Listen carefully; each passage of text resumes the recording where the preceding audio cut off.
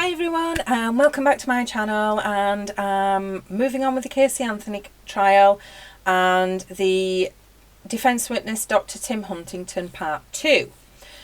So there were a few items recovered for evidence that were outside of the trash garbage bag, as well as the vacuum evidence. There were very few number of insect evidence, same evidence that was inside the bag but in fewer numbers. So now we go to the difference between trash and garbage, but he doesn't really see a difference. He uses them interchangeably, so moving on. We go back to the trash and the paper towels. He says they did contain a number of scuttlefly pupae, which were empty. There were no live ones. He says it makes perfect sense that they would pupate there. So because the maggots have pupated here, it means more that there was no food source there, because, as he said previously, once the maggots have reached the pupae phase, they move away from the food source. So to say that they pupated there means there wasn't a food source there.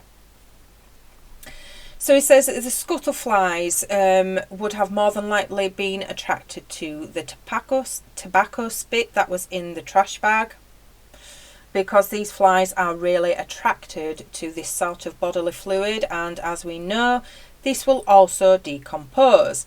And also it appeared to him that there was a dried up piece of what looked like meat that could have also attracted them, but he says that the spit would have been the primary source that attracted them there initially.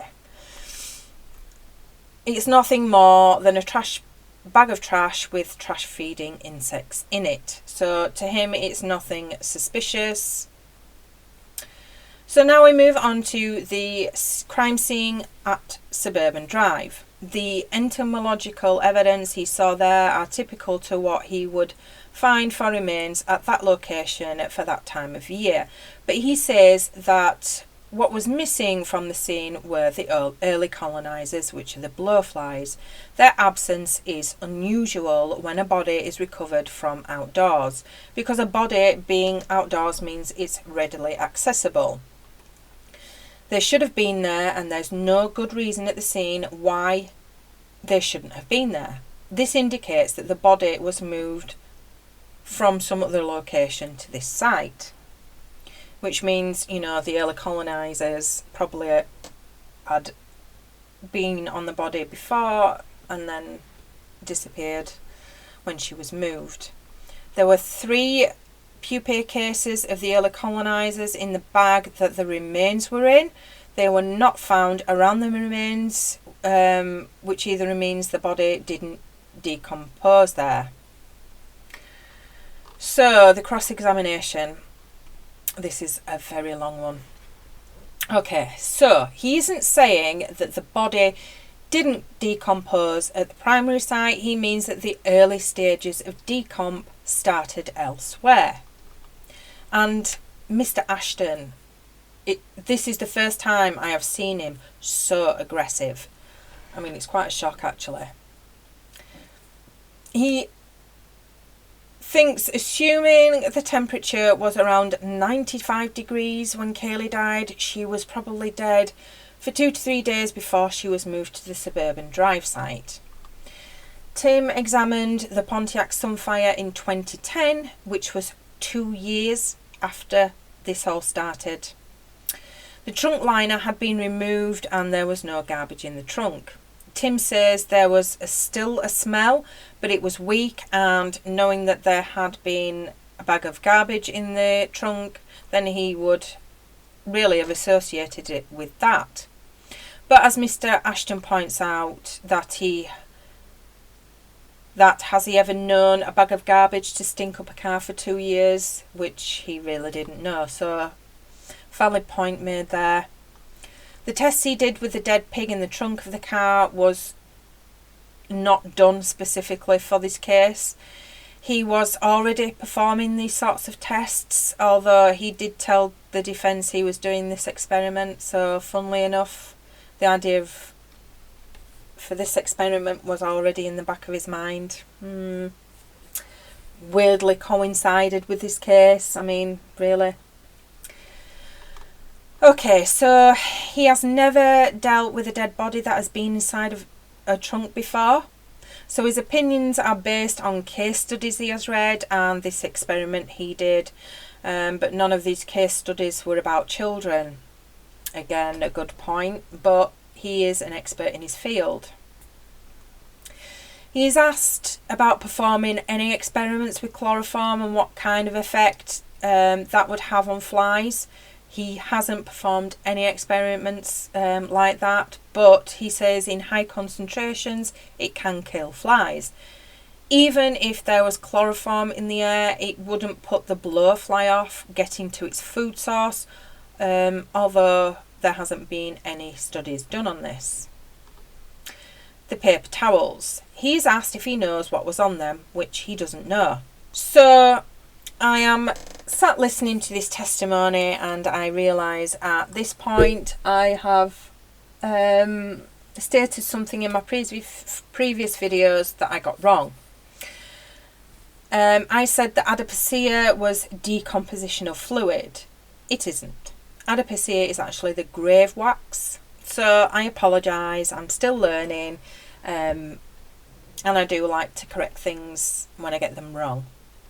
So we carry on with the paper towels. They read out Dr. Vass's report where he states that adipocere was present on the paper towels, but Tim says that flies were attracted to the tobacco spit, which he points out there were several cans of it.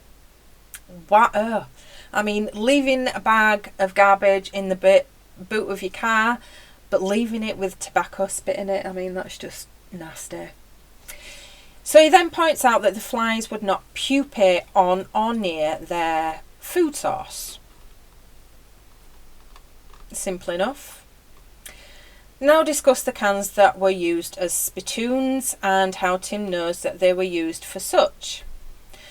He says from experience they have staining that is consistent with tobacco spit and remnants of tobacco on the lid. So now the state are retrieving the spittoon evidence for him to look at. Mr. Ashton shows him a can and he points out the brown discoloration and the staining, which I show here. Mr. Ashton then points out that there's nothing in the can, but Tim says he can't see properly to confirm that. Tim then says that with those cans with spit in them being in the trash bag in a trunk in the Florida sun, they would have evaporated over time, which makes sense, therefore resulting in an empty can. But in a report it says that the cans were empty and there was no entomological evidence in the can. Tim then points out that there was insect evidence on the cans and he is asked where. He says he has photos of such, but Mr. Ashton moves on without wanting to see the evidence, which Baez objects to, and the judge says he can point all this out in his redirect. So, moving on to the smell of tobacco spit and decomposition. We finally get to the answer of that they would definitely not smell the same. So, there is a difference between tobacco spit and decomposition, obviously. But, you know, there is their argument that when things are decomposing, it's going to smell to a fly. So Mr. Ashton points out that there is no food in the trash bag, and Tim says there is something in a salami package, but he can't say what it is for sure. So Mr. Ashton pulls the salami package out of evidence and shows it to Tim. And what Tim thought was a piece of dried up meat was in fact a piece of paper. Mystery solved. So again, Tim is asked if he agrees that there is no food in that bag of trash, to which he says there does not appear to be any food in that trash. So, back to the paper towels. Paper towels could be used to clean up decomp fluid, although they wouldn't be very effective, and any insects in there could have been vacuumed up at a car wash. Tim says the smell is possible to remove, but difficult. So, the redirect. There were 75 pupae or puparia recovered from the canvas laundry bag. He said that sounds a lot to me, but he says that is very few when a single female can lay over 300 eggs. So Tim and Dr. Haskell disagree over where the body was prior to being moved, and Dr. Haskell said basically that the body was in the trunk of the car, whereas Tim finds that there is no evidence to suggest there was ever a body in that trunk. He says the evidence just doesn't make sense to suggest that there was a body in the trunk. So, interesting. He speaks about chloroform, and obviously there wouldn't be any signs of fly activity in the trunk if chloroform affected the flies. When he read Dr. Vassar's report, it did not say that it had adipocere on them. It says fatty acids, like a product of adipocere, which to Tim doesn't say it's definitively adipocere. It wouldn't say like for a start, it would say it definitely was. And these fatty acids can be found in any other products like meat, which makes Baez extremely happy because that was the argument he was fighting for previously. So adipocere is more associated with buried bodies and cooler temperatures. The development of adipocere again depends on the temperature, and it's associated with late stage of decomposition. So, you know, if Casey's body was in that car, it would have been early stages, so it wouldn't have been adipocere. It is also pointed out that the trash had been altered before it was examined, because when it was removed from the trunk of the car, it was put in the dry room, which we'd heard. Neither Tim or Dr. Haskell got to examine the trash when it was first removed from the trunk. If Tim was purposefully conducting his tests with pigs to liken that of what happened in this case, he would have got the same car, wrapped the pig in the same manner, and would have done it during the summertime in Florida.